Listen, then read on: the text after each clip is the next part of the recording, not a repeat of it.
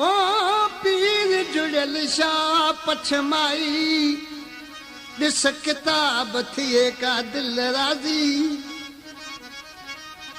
ओ मिले का मुबारकी मुंहिंजे महबूब जे मिलण जी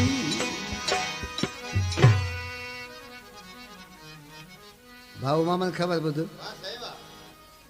ही पीर पछमाई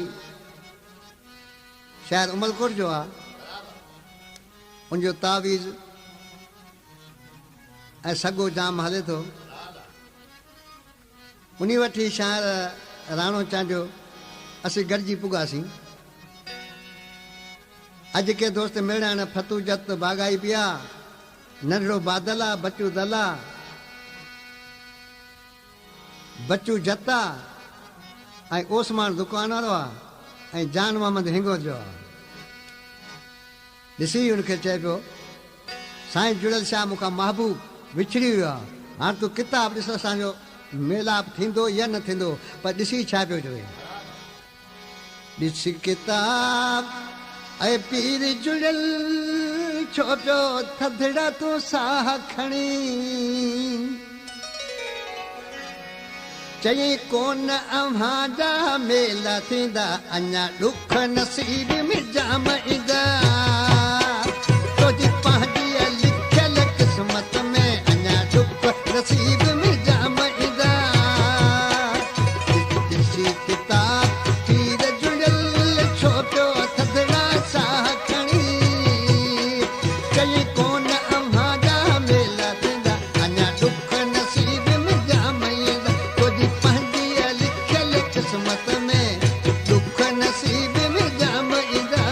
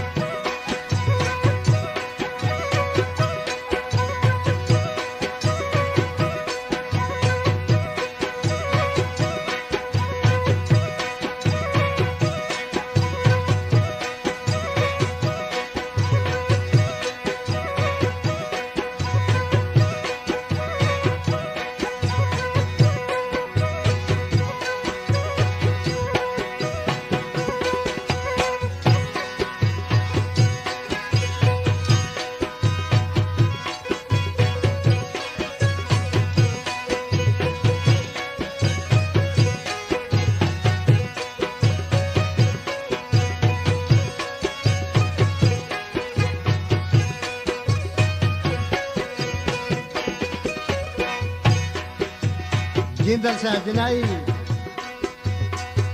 ख़बर ॿुध ॻाल्हि ॿुधी पीर झुंडन जी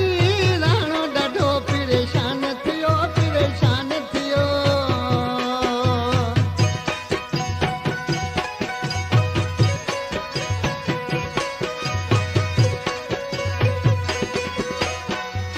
ॻाल्हि ॿुधी पीर झुंडन जी राणो ॾाढो परेशान थियो सूंठ ये शाख का पुनरी